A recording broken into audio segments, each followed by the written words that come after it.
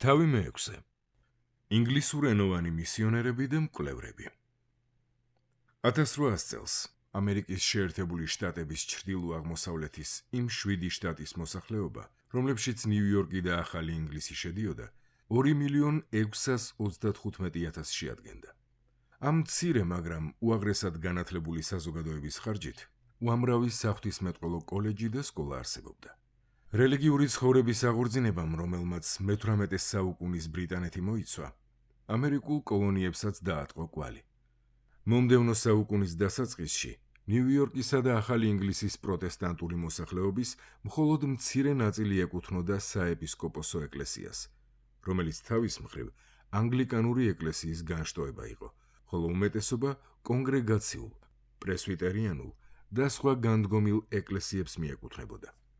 ამ აღორძინებით შთაგონებული მისიონერული იმპულსები ოკეანის გადაღმაც მძლავრად იგრძნობოდა, რაც ძირს უმაგრებდა შეშფოთებასა თუ სურვილს, ერთხელ და სამუდამოდ დასრულებულიყო წარმართობა, ხოლო ქრისტიანული რწმენა აღორძინებულიყო.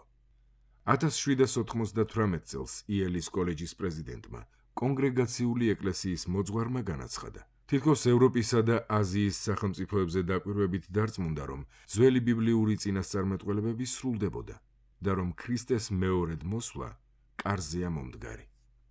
1800 წელს მასაჩუსეტსისა და კონექტიკუტის კონგრეგაციონისტი მღვდლების გენერალურმა ასოციაციამ უცხოური მისიებისათვის ერთობლივად შექმნა ამერიკის კომიტეტის საბჭო, რომელსაც რამდენიმე წელიწადში პრესვიტერიანული და ჰოლანდიის რეფორმირებული ეკლესიები შეუერთდნენ.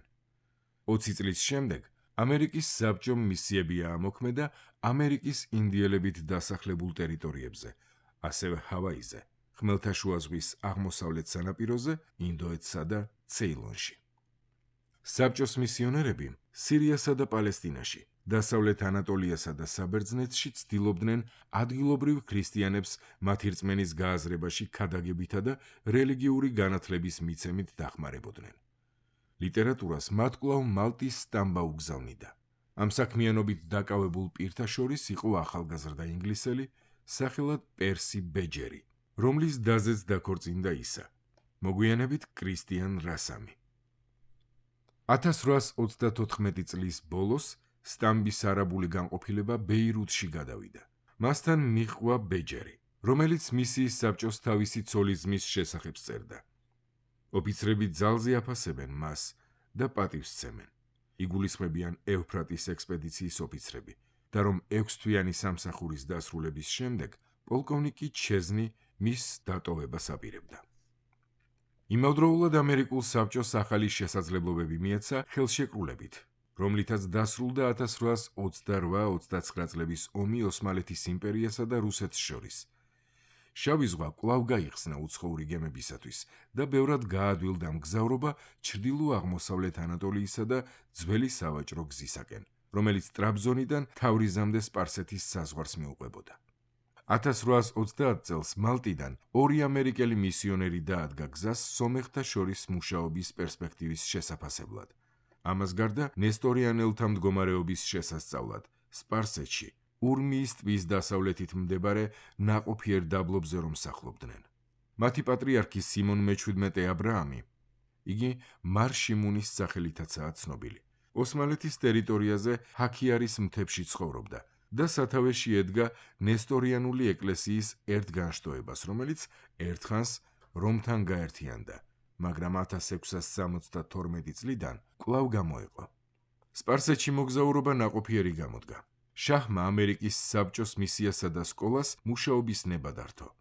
მისიის პირველი ხელმძღვანელი იყო ჯასტინ პერკინსი, უაღრესად პატიოსანი და თავდაუზოგავი მოძღვარი მასაჩუსეტსის ქალაქ სპრინგფილდიდან.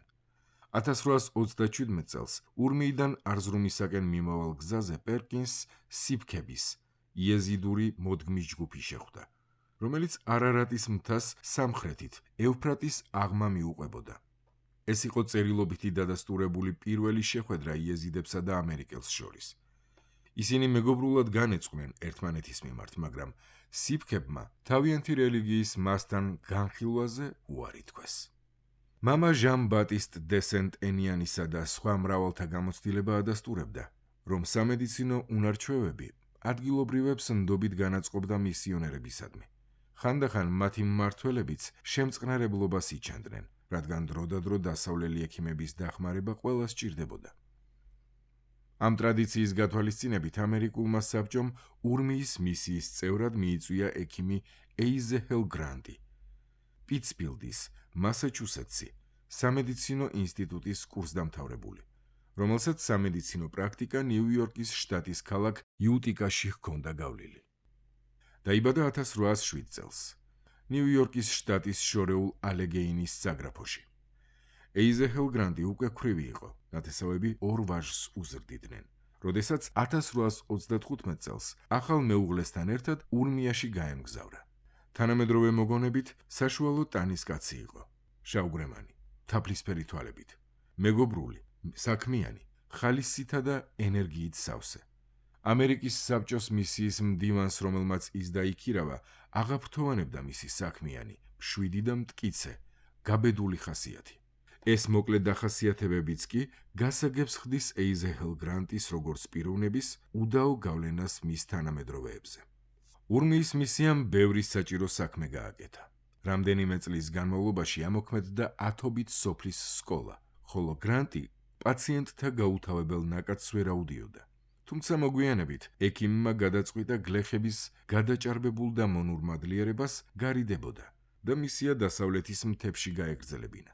ხანგრძლივი განხილვის შემდეგ ამერიკულმა საბჭომ გრანტს უფლება-მოსილება მიანიჭა მისიის მთაში ატანის პროექტი მარშიმუნთან ერთად განეხილა და ურჩია, თუ ამის საჭიროება იქნებოდა, ჰაქიარის მიდამოების შემოვლითი გზით არზრუმის, დიარბაქირის, მარდინისა და მოსულის გავლით ემგზავრა.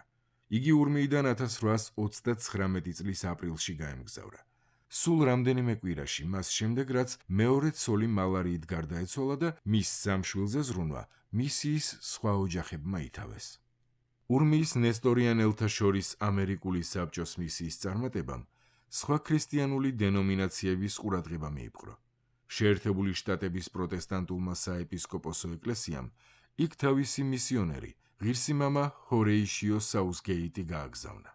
რათა 1827 და 1838 წლებში სპარსეთში, ერაყსა და ანატოლიაში მათი მისიის შესაძლებლობები შეესწავლა.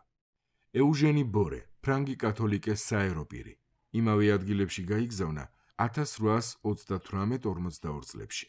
სწორედ მან დაარწმუნა ლაზარისტები ურმიის დაბლობზე ქალდეველებისათვის მისია დაეარსებინათ. ამას გარდა მოსულში ახალი კათოლიკური სკოლაც მან გახსნა. ბრიტანეთმა, რომელიც ადრეული ვიქტორიანული ხანის სიმდიდრითა და ენერგიით ბრწყინავდა, სწრაფად გამოიყენა ევფრატის ექსპედიციაში მისი 40,000 გირვანქიანი ინვესტიციის გაუთვალისწინებელი დივიდენდი, ლონდონში კულტურული, დახვეწილი, გონიერი ნესტორიანელის ყოფნა, რომელიც თან პროტესტანტი იყო, მისიონერულ მოღვაწეობაში გამოცდილი, აღმოსავლური ენებისა და ხალხების საუცხოო მცოდნეც. 1837 წლის შუა პერიოდში, როდესაც კრისტიან რასამმა ინგლისში ჩააღწია, ჩეზნიმ შესანიშნავი, ძალზე თბილი დახვედრა მოუწყო. რასამმა საუკეთესო შთაბეჭდილება მოახდინა საეკლესიო, საუნივერსიტეტო და პოლიტიკური წრეების წარმომადგენლებზე და ისტ-ინდოეთის კომპანიის საპატიო საბჭომ ოქროს ქრონომეტრით დააჯილდოვა. რამდენიმე თვის განმავლობაში სამეფო გეოგრაფიულმა საზოგადოებამ და ქრისტიანული ცოდნის პოპულარიზაციის საზოგადოებამ ერთობლივად დაამტკიცეს 2 წლიანი ექსპედიცია ქურთისტანის საკვლევად. მასში შედიოდნენ ეინსვორთი, რასამი და ერთი ისეთი მკვლევარი, რომელსაც ექსპედიციის სამფეხიანი ტელესკოპისა და სხვა სამეცნიერო აპარატურის გამოყენება შეეძლო. ექსპედიციას უნდა შეესწავლა ცენტრალური და აღმოსავლეთი ანატოლია, ჩრდილოეთი ერაყი და სინჯარი. მოხსენება მოემზადებინა ნესტორიანული და იაკობიტური ეკლესიების მდგომარეობა საჭიროებების შესახებ. ექსპედიციისათვის დადგენილ მითითებებში ნათქვამი იყო: მაჰმადიანი ქურთების ტომთა პოლიტიკური და ზნეობრივი მდგომარეობა რეგიონში, მათი ენები, ცრურწმენები და სხვა თავისებურებები, რა თქმა უნდა, თქვენს დაკვირვებას არ გამორჩება და სასურველი იქნება მოიკითხოთ და შეისწავლოთ წერილობითი ცნობები, რომლებიც ეხება იეზიდებს, ანუ ცეცხლის თაყვანისმცემლებს, ანუ შაითან ფერესტს, ანუ ეშმაკის თაყვანისმცემლებს. ახალი ექსპედიცია სტამბოლში 1838 წლის სექტემბერში შეიკრიბა. მას შემდეგ, რაც რასამმა გარკვეული დრო მალტაში გაატარა მეუღლის მოსანახულებლად და მისიის ანგარიშებისა და სხვა საქმეების მოსაგვარებლად. იქვე იმყოფებოდა მისი ცოლის ძმა, პერსი ბეჯერი, რომელიც სირიიდან ახალი დაბრუნებული იყო და არაბულ ენაშიც საუცხოოდ გაწაფულიყო. ახლა კი მისიის სტამბას ხელმძღვანელობდა. მატილდა რასამი სტამბოლში ქმართან ერთად გაემგზავრა, მაგრამ ექსპედიციაში მონაწილეობა გადააფიქრებინეს. მოგზაურებმა ანატოლიის შიდა ტერიტორიისაკენ აიღეს გეზი. რამდენიმე კვირა დათვლილ ანკარაში მოუხდათ დარჩენა. 1839 წლის მაისის ბოლოს კი მალათიამდე ჩააღწიეს. აქ შემდგომი მარშრუტის განხილვისას უნდა გადაეწყვიტათ ბაიჯუსა და მისი თანხლები მონღოლების მიერ 6 საუკუნის წინ განვლილი გზა აერჩიათ, რომელიც აღმოსავლეთის მიმართულებით, ესე იგი მოსულისაკენ სიარულს გულისხმობდა თუ სამხრეთის შემოვლით გზას დასდგომოდნენ. ბირეჯიკამდე, სადაც ჰაფიზ ფაშა სულ ცოტა ხნის წინ მოეწყო შტაბ-ბინა მთებზე იმ ლაშქრობის შემდეგ, რომელშიც თან პრუსიელი ტექნიკური მრჩევლები და ისლამის მცოდნე მოლები ახლდნენ. ფაშასთან 2 წლის წინანდელი მეგობრობის მოგონებებმა, პორტ უილიამის ნახვის სურვილმა და ისტორიის სურნელმა, ეინსვორთს სამხრეთის გზა აარჩევინა. 1839 წლის 21 ივნისს, წელიწადის ყველაზე გრძელ დღეს, სამი მოგზაური უკვე საპატიო სტუმრებად ესხდნენ ჰაფიზ ფაშას თავის ბანაკში, მისი ბინში, ევფრატიდან 10 მილის დაშორებით. ეინსვორთი წერს, რომ მათი კარვის შუაგული, რომელიც ჰაფიზ ფაშას კარავს გვერდით ედგა, გაფორმებული იყო ლამაზი წითელი ფიგურებით, იატაკზე ხალიჩები ეგო. გარშემო ორ რიგად ყვითელი და წითელი აბრეშუმის ბალიშები, რომლებზეც ოქრომ კედით ყვავილები იყო ამოქარგული.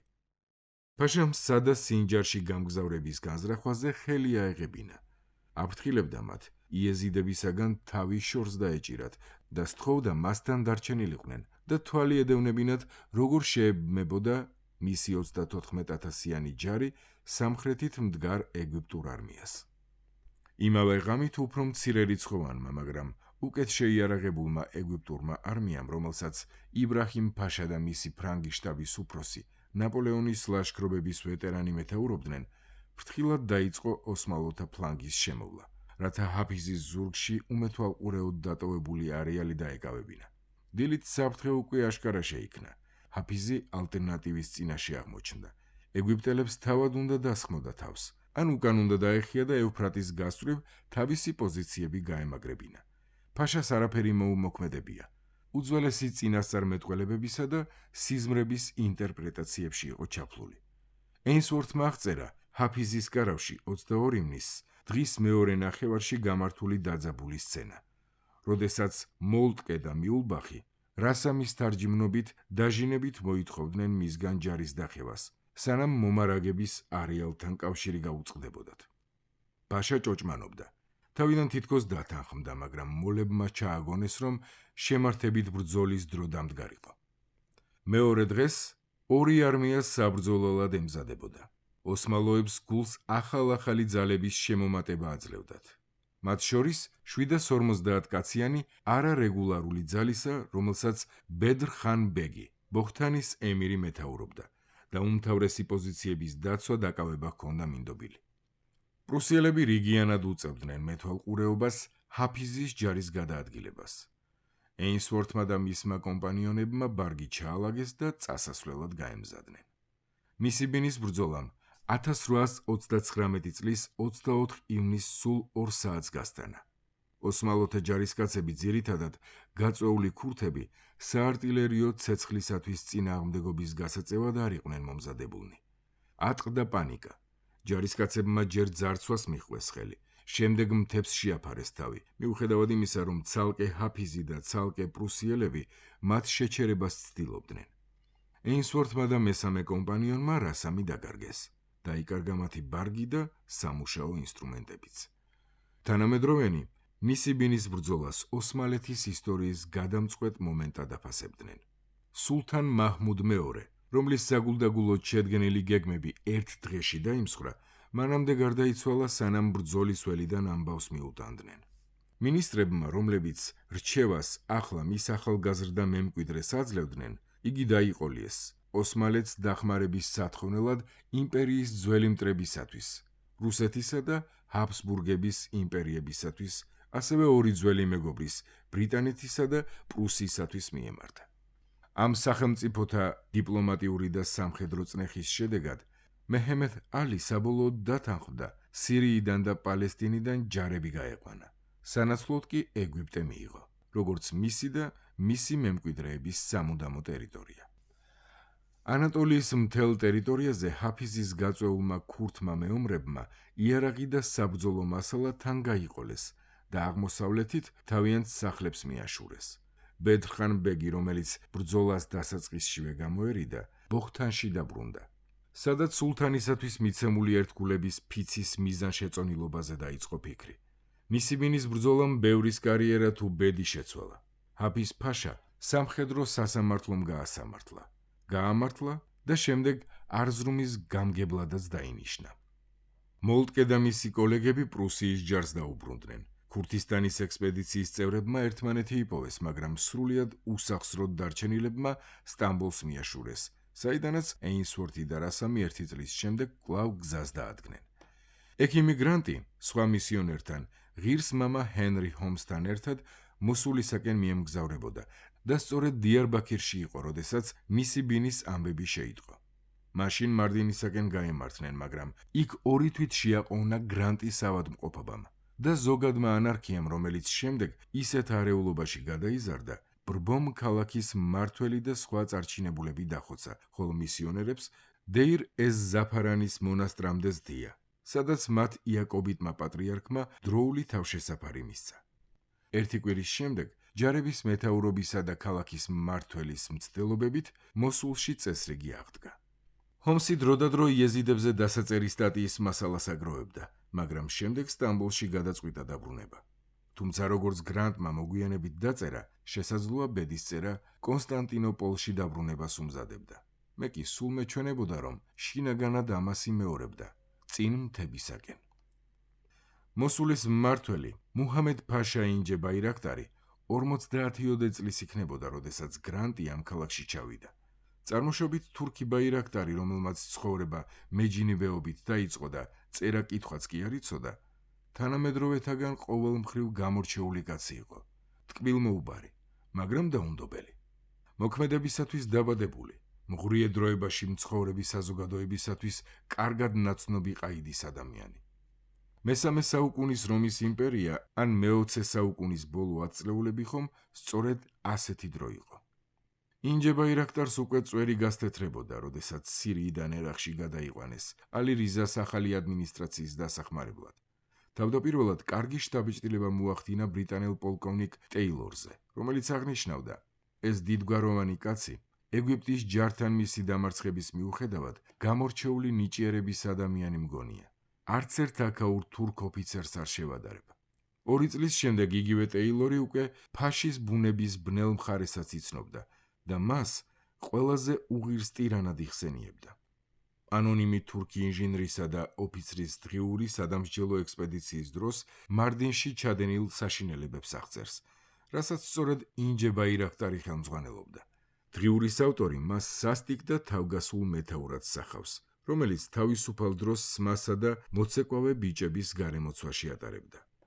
1835 წელს ინჯე ბაირაქტარი მოსულის, ოდესღაც აყვავებული ქალაქის მმართველად დაინიშნა. მოსული შავმა ჭირმა, ქოლერამ, შიმშილმა და სამოქალაქო არეულობამ დააქცია. ბაირაქტარს სურდა თავისი ბიოგრაფიიდან ამოეშალა ხომსიდან თავისი გამოქცევის ამბავი და რეშიდ ფაშას როვანდუზის ბეის დამარცხებაში დაეხმარა. ჰაფიზ ფაშასთან მისი თანამშრომლობა სინჯარის კამპანიაში ამაზე შედეგიანიც კი გამოდგა. თელაფირის დაპყრობამ მას უზარმაზარი საგანძური შეაძენინა. მოსულში ბაირაქტარმა წესრიგი შერჩევითი სიკვდილით დასჯითა და ქონების ჩამორთმევით აღადგინა, ხოლო თავისი სიცოცხლის ხელყოფის მცდელობები რომ აერიდებინა, შტაბ-ბინა ქალაქ გარეთ მოიწყო, სადაც ააშენა ყაზარმები, რომლებსაც წყალი ინჟინერ მოლტკეს ნახაზების მიხედვით მიეწოდებოდა. სამსხმელო საამქრო, თოფებისა და კესონების დასამზადებლად და ტყვია წამლის ქარხანა, რომელიც ადგილობრივად მოპოვებული გოგირდით მარაგდებოდა. საამისო ხარჯებს ბაირაქტარი ცენტრალურ მმართველობას აწერდა, ხოლო პროვინციის საგადასახადო შემოსავლების უმეტეს ნაწილს თავად იტოვებდა. თუმცა ერთხელ უთქვამს, რომ სულთნის ხაზინას მისი 150,000 გირვანქა სტერლინგი ემართა. 1839 წლის ზაფხულში მისიბინში ოსმალეთის დამარცხების შემდეგ ბაღდადის მმართველმა ინჯე ბაირაქტარის იურისდიქციას გადასცა ამადიის ქურთული სამთავრო, რომლის მოხარკეებად ჯერ კიდევ მოიაზრებოდნენ შეიხანის იეზიდები. ამადიის თავადი ისმაილ ფაშა, რომელსაც ზოგჯერ აბაზიდების უკანასკნელ ხანს უწოდებენ, ახალ სიუზერენს დაუპირისპირდა, მაგრამ აკრაში დამარცხდა და მოსულში იძულებით გამოკეტეს. აკრაში მის შემცვლელად დასახელდა მუჰამედ საიდ ფაშა. მისი ნათესავი, მაგრამ ამ უკანასკნელსაც აეკრძალა ამადიაში შესვლა, სადაც ოსმალეთის გარნიზონი ჩამდგარიყო. ამადიის ჩრდილოეთით მცხოვრები ნესტორიანელი ტომები ნურალა ბეის ქვეშევრდომებად მიიჩნეოდნენ. ნურალა ბეი ჰაქიარის ემირი იყო. კიდევ ერთი ცნობილი აბასიდი, რომელსაც აღწერდნენ როგორც კეთილშობილი წარმოშობის კაცს, დარბაისელსა და მამაკაცურად წარმოსადეგს, როდესაც სახეს ეჭვის ჩრდილი არ უბნელებდა. პატრიარქი მარშიმუნი წინასწარ ჭვრეტდა ქურთული ავტონომიის დასასრულს ოსმალეთის იმპერიის ფარგლებში და იმედოვნებდა, რომ მთიელთა საერო და რელიგიური ლიდერი გახდებოდა. მიუხედავად იმისა, რომ ურმიაში ამერიკული მისიის საქმიანობის შესახებ ყველაფერი იცოდა, პატრიარქი მხოლოდ ერთხელ შეხვდა უცხოელს. 1829 წელს იგი ინახულა ფრიდრიხ შულცმა, გერმანელმა არქეოლოგმა, რომელიც მალევე მოკლეს ნურალა ბეის ბრძანებით. ჰაქიარის პროვინციასა და ვანის ტბას შორის იყო კიდევ ერთი მთავარი, ხან მაჰმუდი, რომელსაც ქურთისტანის რობროისაც უწოდებდნენ. იგი ბატონობდა ტბის სამხრეთით, ხოლო შერიფ ბეი, შერეფ ნამეს ავტორის შთამომავალი, ბითლისს განაგებდა. მისიბინის კატასტროფის შედეგად ოსმალეთის ხელისუფლება დასუსტდა და ამით მთავრებმა იხეირეს. მათგან ყველაზე ძლიერი იყო აზიზანის კლანის გაბედული ბედრ-ხან ბეგი, ფანატიკოსი, რომელიც ჯეზირა იბნ ომარსა და მის ჩრდილოეთით და დასავლეთით მდებარე მთებს განაგებდა. ამ მთებში კი მუსლიმები, იეზიდები და ქრისტიანი იაკობიტები ცხოვრობდნენ. 1844 წელს ამ მიწის ერთ-ერთი მნახველი აღწერს 35 წლის ლამაზ, დიდებული შესახედაობის კაცს, თითქმის 6 ფუტის სიმაღლისას. მის ოდნავ ნაყვავილევ კანს, უწვერულ სახეს პატარა ულვაშით. კიდევ ერთი სტუმარი, რომელმაც იგი თანხლებ პირებთან ერთად ცხენზე ამხედრებული დაინახა, იხსენებს მკაცრი, იდუმალი იერის მქონე ადამიანს, ნაქსოვი ქაშმირული მოსასხამით, შავად შეღებილი წვერითა და წარბებით, ბერძნული ცხვირითა და ცეცხლოვანი შავი თვალებით. მიუხედავად იმისა, რომ აბსოლუტური ძალაუფლებით იყო აღჭურვილი, ბედრ-ხან ბეგი მუდამ ცდილობდა ყველასათვის ნათელი ყოფილიყო, რომ იგი თავისი ძმის, საიფ ად-დინის ლეგიტიმური მთავრის სახელით მართავდა. მას ხელისუფლება მუდმივ და მკაცრ ზედამხედველობას უწევდა. ასეთი იყო პოლიტიკური კალეიდოსკოპი, რომელიც ახალჩამოსულ ეიზეჰელ გრანტს ელოდა, როდესაც ის 1839 წლის ოქტომბერში მოსულიდან ნესტორიანელებით დასახლებული მთებისაკენ გაემგზავრა. ეს ამგვარი ხუთი მოგზაურობიდან პირველი იყო. ინჯე ბაირაქტარმა, რომელიც გრანტს თავის კეთილგანწყობას ასე udasturებდა: მათი ქვეყნის საზღვრებამდე ჩემი ხმალი და შენი კისერი, ნურაფრის შეგეშინდება. მას შესთავაზა მგზავრობა აკრას გავლით, სადაც ამადიის თავადი ესკორტს დაახვედრებდა. თავადი მას გულთბილად დახვდა და მაშინვე პულსის გასინჯვა სთხოვა. გრანტის სამედიცინო დახმარება სჭირდებოდა ოსმალეთის ჯარის სარდალსაც, რომელსაც ალკოჰოლური დელირიუმი ისტანჯავდა. ამადიაში იგი მცირე ხანს გაჩერდა, შემდეგ ცხენით ჰაქიარის მთებს მიაშურა, თვის ბოლოს კი პატრიარქის სამყოფელს მიაღწია. მარშიმუნთან გატარებულმა რამდენიმე კვირამ გრანტი მხნეობით აავსო. შემდეგ კი ჰაქიარის შიშის მომგვრელ ემირს ესტუმრა, რომელმაც მოსთხოვა დაუყოვნებლივ განეკურნა საშინელი გრიპისაგან, რომელსაც თან ახლდა სიცხე და ციება. შუაღამით გრანტი გააღვიძეს და მოახსენეს, რომ ნურალა ბეის მდგომარეობა გაუარესებულიყო. შეუძღვნენ ემირის ოთახში, რომელშიც ყველა კედელზე ხმლები, დამბაჩები, თოფები და ხანჯლები ეკიდა. გრანტმა ავადმყოფს გულის ასარევის საშუალება დაუნიშნა, რომელიც პაციენტმა მხოლოდ მას შემდეგ შესვა, რაც ყველა მსახურს დაალევინეს. ნურალა სწრაფად გამოჯამრთელდა და გრანტს ცხენი უბოძა ურმიაში გასამგზავრებლად, სადაც მისიონერი დეკემბერშიღა ჩავიდა. ერთი თვის შემდეგ გრანტს უმძიმესი დანაკარგი ელოდა. წლინახევრის ტყუპი გოგონები გარდაეცვალა. 1840 წლის მაისში ეიზეჰელ გრანტი ურმიიდან ბოსტონისაკენ გაემგზავრა, რათა ანგარიში პირადად წარედგინა ამერიკული საბჭოსათვის. დაუღალავი მისიონერი უკანა გზას მთებში იმ მარშრუტით მიიკვლევდა, რომელიც ოდესღაც ჰერაკლეოსის ლეგიონერებმა განვლეს. მას კი 4 წლის ვაჟი ჰენრი ეჭირა ხელში. და რამდენჯერაც დაუღამდათ, იმდენჯერ ერთად ეძინათ თოვლში. ასე აღწიეს ერთი კვირის თავზე მდინარე ზაბის სათავემდე. პატრიარქმა და ჰაქიარის ემირის თანაშემწემ, სწორედ იმან, რომელმაც შულცი მოკლა, ხელახლა დაუდასტურეს თავიანთი თანხმობა მისიის პროექტზე. ცხენზე ამხედრებული ექიმი თავის მცირეწლოვან კომპანიონთან ერთად ვანსა და ტრაბზონშიც იყო ჩასული. შემდეგ შეერთებულ შტატებში დაბრუნდა და იქ მისდამი ასეთი ქათინაურიც მოისმინა. დიდებული ჯარისკაცი დაკარგა ქვეყანამ, როცა ეს კაცი მისიონერი გახდაო. გრანტის გამგზავრებიდან 3 კვირის შემდეგ მარშიმუნს ქურთისტანის მკვლევართა ექსპედიცია ესტუმრა.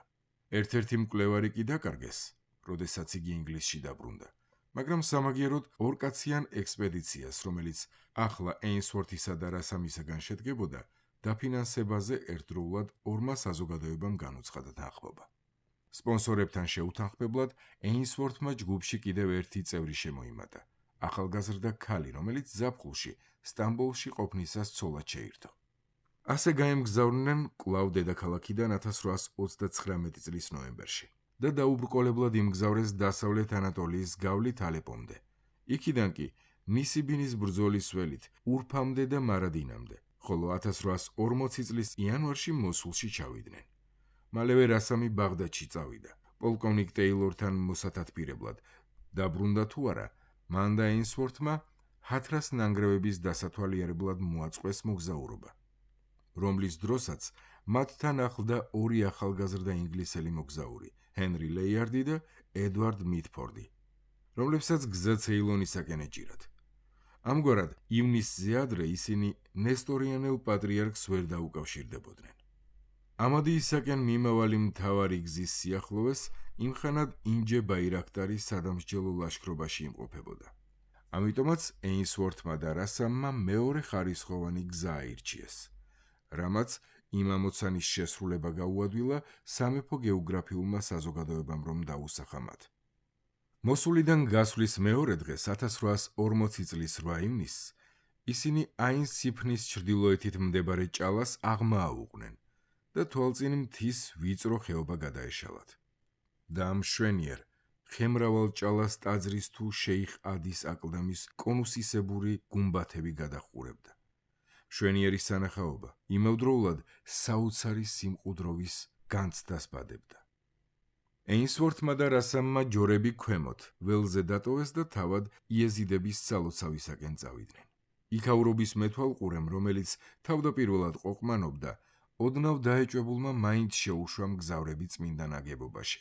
ქიორ მუჰამედის ჯარების ორი ლაშქრობით მიყენებული ზიანი უკვალოდ გამქრალიყო. ყველაფერი საუცხოოდ შეეკეთებინათ. სალოცავი კრიალებდა. გარშემო ყველაფერი იყო უჩვეულოდ სუფთა, გრილი და უხინჯო. მცველი თავაზიანად გაურბოდა კითხვებს იეზიდური რელიგიის შესახებ.